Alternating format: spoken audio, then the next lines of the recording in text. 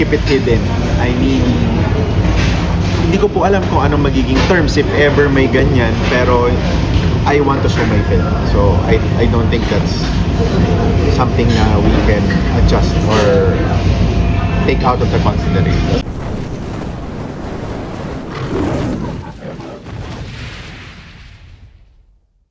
Would you be willing to delete that particular line in dialogue? Well, ma'am, kasi the problem is millions of views na yun, whether I delete it or not, it's there. And like what I've said, it's documented eh.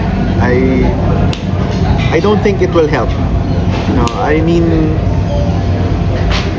my film is the extension of my humanity and my values. If I delete certain portions just because hindi na convenient sa akin, it will speak about my character. So I don't think I am bound to delete anything.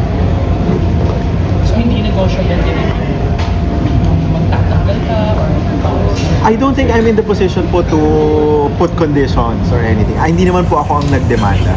So sa palagay ko, if we sit down, we haven't sit down eh. Parang after the demand and all, it's been 1 year na eh. Parang 1 year na. So I'm just, you know, trying to surf it.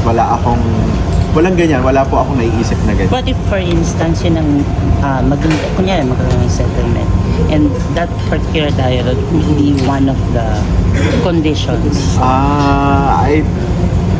Like what I've said po, if magkakaganyan man, parang Di ba rin?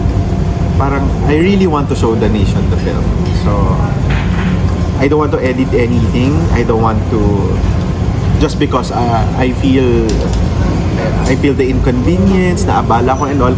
Ayoko po na I'm only 39 and sooner or later pag nag-look back ako tapos meron akong mga bagay na hindi ko pinanindigan, I don't want to grow old with regrets. So I just want to fight for the film. That's it. Was there ever a time during the court hearings na you chanced upon Vicso? Yeah, I've seen Sir Vic and Miss Pauline. Parang Miss Pauline twice. Sir How Vic was the encounter there? we don't talk. We don't. Parang it's inevitable not to see each other. Pero pag nandoon naman po kami, tamang court proceedings lang. Wala pong encounter. Wala pong malapit or anything.